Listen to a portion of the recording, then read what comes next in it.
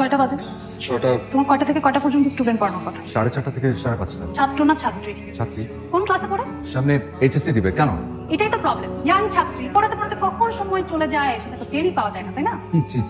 কি বলছো তুমি এসব? আমার ছাত্রী, আমি ওর শিক্ষক। প্রত্যেকটা শিক্ষক হচ্ছে অভিভাবকের মতো। আমাকে এসব বোঝায় না। আমার অনেক টিচার আগে প্রপোজ করছে। কোন ধরনের টিচার এরা? আমার তো জীবনে এরকম করে দিত। তুমি কি ওদের মতো আমাকে মনে করছো? আমি আল্লাহ জানি। রিকশা রাখো। এই রিকশা। চলো। কোথায়? পৌঁছে গেছো না তুমি? সিটি কর্পোরেশনে যেখানে ময়লা ফেলে সেখানে তোমাকে নিয়ে ফেলে দিয়ে আসবো। আচ্ছা, তোমার ছাত্রীকে তুমি কি পড়াও? ম্যাথ। তোমার না বলে ম্যাথ অপছন্দ, তুমি ম্যাথে কাঁচা, তোমাকে প্রায় এটা বলতা। কিন্তু তুমি ওকে ম্যাথ করাচ্ছ, অন্য সাবজেক্ট পড়াতে পারো না? কারণ আমি ম্যাথে অসম্ভব পাকা। প্রত্যেকদিন রাত্রে আমি ম্যাথ প্র্যাকটিস করি। যে বিজনেস এস্টাবলিশ করতে যাচ্ছি, এস্টাবলিশমেন্টের জন্য ম্যাথটা লাগে। তোমার ছাত্রী পড়াশোনায় কেমন? একদম কাঁচা, কিচ্ছু বোঝে না, আমাদেরকে তাকিয়ে থাকে। তুমি যেরকম হ্যান্ডসাম ইয়াং টিচার, তোমার দিকে তো তাকিয়েই থাকবে। কবিতা পড়ালে সেটা অন্য কথা ছিল। কবিতা পড়ানো মানে? ধরো প্রেমের কবিতা, ভালোবাসার কবিতা। খাচ্ছ না কেন? খাও। তুমি একটু আজে বাজে কথা বলে তোমার খাওয়া গলা দিয়ে নামবে না। আচ্ছা, আমি কিছু বলবো। সালাম করে নি। এই রাতে সালাম কিসের? মা, কালকে আমার ব্যাংকের সাথে মিটিং, দোয়া করার জন্য রনটা হয়ে যায়। তুই এত ভালো কেন রে? ছেলেটা এত ভালো, পড়ালেখায় ভালো, মাকে এত ভালোবাসে, কারোর সাথে কখনো বেয়াদবি করেনি, কিন্তু একটু ভালো কিছু কেন হচ্ছে না? আল্লাহর কাছে আমি এত দোয়া দেই। কখনো শুনেছো যে মায়ের দোয়া বিফলে যায়? তুমি দেখো আমার জন্য খুব ভালো কিছু একটা অপেক্ষা করছে। কি ব্যাপার তুমি? তোমাকে উইশ করতে আসছি। তুমি তো কত চেষ্টা করছো, কোনোভাবে তোমার লাকটা ফেভার করছে না। তাই ভাবলাম আমি নিজে চলে আসি তোমাকে উইশ করার জন্য। এতদিন উইশ করনি? করেছি, তখন তো দূর থেকে করেছি। আজকে কাছে থেকে এসে তোমাকে উইশ করব। সত্যি সেই জন্য চলে এসছো? মানে আমার কাছে কিন্তু ভীষণ অবাক লাগছে। আমি তোমার জন্য আসি, আমি আমার নিজের ভালোর জন্য এসেছি। আজকে আমার মিটিংটা সত্যি ভালো যাবে।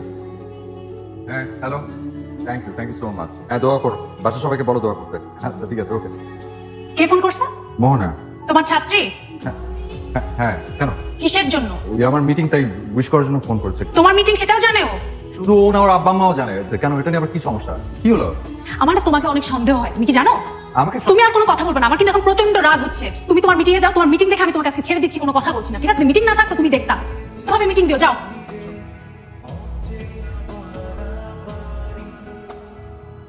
আমি একটা চূড়ান্ত সিদ্ধান্ত নিয়েছি। আমি জনি নামে একটা ছেলের সাথে ঋতুর বিয়ে দেবো। ও আমেরিকা থাকে। আমি অনেক দিক থেকে খবর নিয়ে শুনেছি খুব ভালো ছেলে, চাকরিশ এবং ভালো চাকরি করছে। তুমি নিশ্চয়ই কিছু এটা আমার অনেক দিনের সিদ্ধান্ত। এটা মিস হলে ছেলে ভালো ছেলে পাওয়া খুব কঠিন হবে। এ ব্যাপারে আমি কেউ কোনো কথা শুনতে চাচ্ছি না। This is final. সুতরাং তুমি মানুষের প্রস্তুত নাও।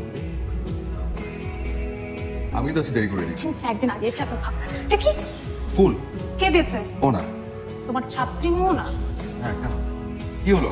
আমি জানতাম না যে তোমার ছাত্রীর সাথে তোমার এত ভালো সম্পর্ক। প্রত্যেকবার এরকম কেন করো? আশ্চর্য। বললাম তো আমার ছাত্রী আমার শিক্ষক, আর আজকে আমার জন্মদিন, তুমি আমাকে কথা উইশ করবে, তাহলে এরকম করছো? আমার উইশ তো তোমার দরকার নাই। তোমার ছাত্রী তোমাকে উইশ করেছে না? সুন্দর ফুল, নিশ্চয়ই এটা তো অনেক সুন্দর গন্ধ।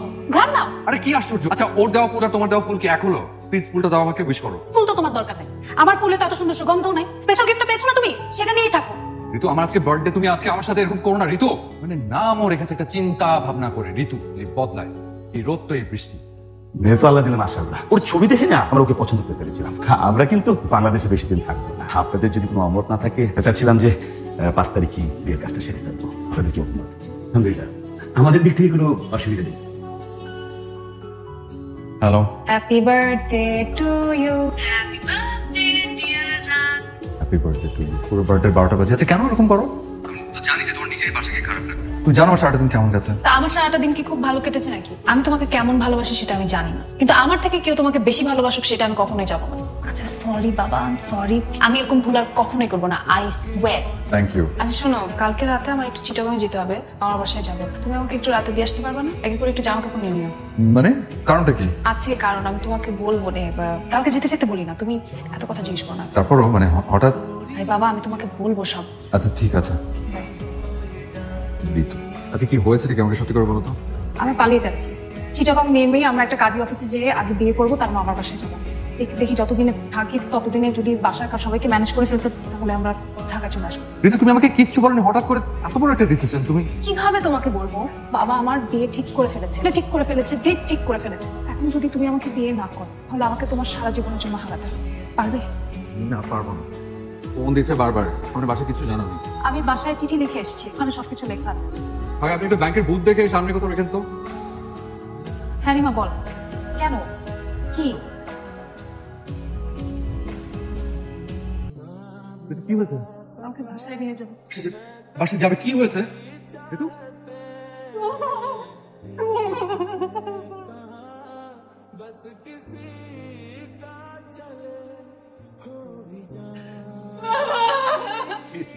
যেই বাবা মা তোকে কোলে পিঠে করে মানুষ করলো, এই বাবা মাকে কষ্ট দিয়ে তুই বাড়ি থেকে পালিয়ে গেলি। তোর জন্য তো বাবা কি করে, কোন শখ আল্লাহ তাকে অপূর্ণ রেখেছে? আজকে তোর কারণে তোর বাবা তোর শোকে স্ট্রোক করে মৃত্যুবরণ করলো। মৃত্যুর জন্য শুধু তুই দায়ী। তুই এতটা অকৃতজ্ঞ হতে পারলি? আমার মা মরে গেছে, বাবা।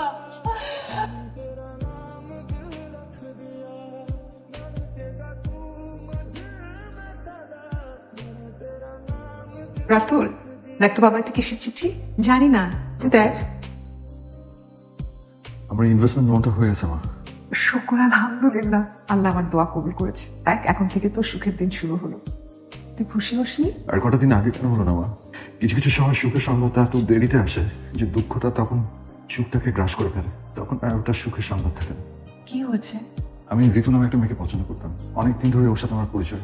আমি ওকে বলছিলাম যে আমার বিজনেস এস্টাবলিশড হয়ে যাওয়ার পরে আমরা বিয়ের কথা তোমাকে জানাবো। হুট করে ওর ফ্যামিলি থেকে ওর বিয়ে ঠিক করে ফেলে। দেন ও ডিসাইড করে যে আমরা বিয়েটা করে রাখি, কাউকে না জানিয়ে। এই সবকিছু ঠিকঠাক হলে আমরা জানাবো।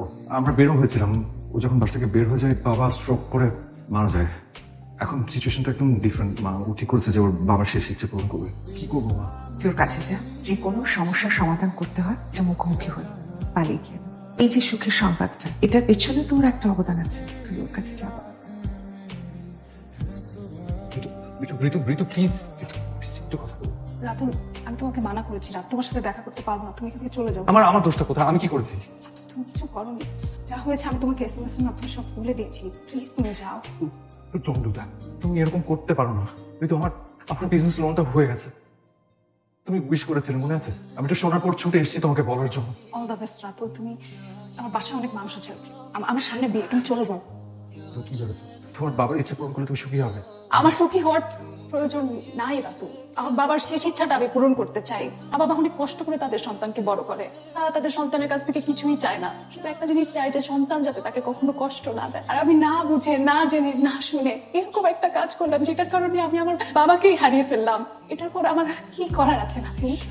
আমার বাবা শুধু আমার কাছ থেকে একটা জিনিসই চেয়েছিল, যাতে আমি বিয়েটা করি। এখন আমি আমার বাবার পছন্দের পাত্রকে বিয়ে করবো রাতুল। আমার আর কোনো উপায় নাই। আর আমি, আমার কি হবে? আমি তোমাকে ছাড়া কিভাবে থাকবো?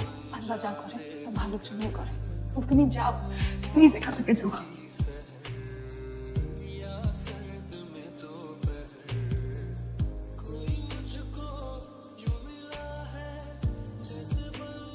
কি ব্যাপার, তুমি এখানে হঠাৎ? আজকে এই বিয়ে বন্ধ করতে হবে। এসব কি বলছো তুমি? তোমার না মা আসার কথা? মা কখনো আসবেন না। কিছু আগে হসপিটালে এর বাবা আজকের ভোরের ফ্লাইটে আমেরিকা চলে যাচ্ছে। তাহলে কি বাবা বিয়েটা আমরা কিছুদিন পরে? এই বিয়ে হবে না আন্টি। আমার বাবা আর আমার অন্যায় প্রাশ্চিত্য। এসব কি বলছো বাবা? ছিল অন্যায়। আমার মা আমাদের ছেড়ে চলে গেছে। আরেকজনের বাবার কথার মূল্যায়ন করতে পারেনি বলেই হয়। আন্টি, আঙ্কেলের শেষ ইচ্ছে এটা ছিল না আমার আর ঋতুর বিয়ে হোক। আঙ্কেলের শেষ ইচ্ছে ছিল আপনার ছেলের সাথে আমার মেয়ের বিয়ে দিতে পারছি না। কেন? আমি জানতাম না, বিশেষ করে আমি জানতাম না ওর একটা অ্যাফেয়ার আছে, রিলেশনস। না, আজকাল কোনো ব্যাপার নেই। এটা থাকতে পারে, বিয়ের পর সব ঠিক হয়ে যাবে। বিষয়টা আরেকটু জটিল। আমার মেয়ে একটা চিঠি লিখে আজকে পালিয়ে গেছে। আমার সে কিছু করার নেই এখানে। কি করার আছে মানে? আপনার প্রথম করার বিষয় হলো মেয়েকে খুঁজে বের করুন। আমার সব খরচ হয়ে গেছে, অনেক খরচ হয়ে গেছে, আমি সবাইকে জানিয়ে দিয়েছি। আর পরিচিতি কতক্ষণ জানেন? আর এই মুহূর্তে এসে কি বললেন? বললেই হলো। শোনো না গোসাই, আমাকে কঠোর হতে দেবেন। আমাকে যতটা ভালো মানুষ মনে করেন না, আমি ভালোর পাশাপাশি কিন্তু খারাপ হতে পারি। এর চেয়ে আর বেশি অপমান হতে না চান, তারপরে যে মেয়েকে খুঁজে বের করুন এবং 5 তারিখে আপনার মেয়ের সামনে দিয়ে আপনাকে আমি সারা জীবন জেলের ভাত খাবো। আপনাকে আজকে তো আসতে পারেন। আমি সরি। বাবা, আমি বলছি তুমি এটা কি করলে? একজন মানুষ অতিথি হিসেবে তোমার বাসায় এসছে, এভাবে কেউ ব্যবহার করে? তুমি বুঝতে পারছো না? বাবা, এটা তো আর আমেরিকা না, বাংলাদেশ। বাবা, এখানে মানুষ না মানুষকে ভ্যালু দিতে জানে না। পরিবারের ভ্যালু আছে, সম্পর্কের ভ্যালু আছে। এটা কোনো ব্যবহার হলো একজন মানুষের সাথে? ভালো মানুষ মনে করেন না, ভালোর পাশাপাশি কিন্তু খারাপ হতে পারে। যদি এর চেয়ে আর বেশি অপমান হতে না চান, তারপরে যে মেয়েকে খুঁজে বের করুন। এসব তুমি কি বলছো? আমার বাবা অন্যের বাবার ইচ্ছের মূল্য দেয়নি দেখে হয়তো আজকে আমার মা আমার সাথে নেই, আর এমন জায়গায় নিয়ে গেছে যেখান থেকে আর উনি ফিরে আসবেন না। আপনারা আমাকে, আমার বাবাকে মাফ করে দিন। তবে হ্যাঁ, একটা বিষয় বেশ অবাক করেছে। কতটুকু ভালোবাসার প্রতি বিশ্বাস থাকলে সেই মানুষটা এখনো পর্যন্ত বিশ্বাস করে যে সে তার ভালোবাসার মানুষটাকে ঠিকই ফিরে পাবে। বাইরে যে মানুষটাকে আমি দেখেছি সেই মানুষটাই কি তোমার সেই মানুষটি কিনা? তবে আমার মনে হচ্ছে সেই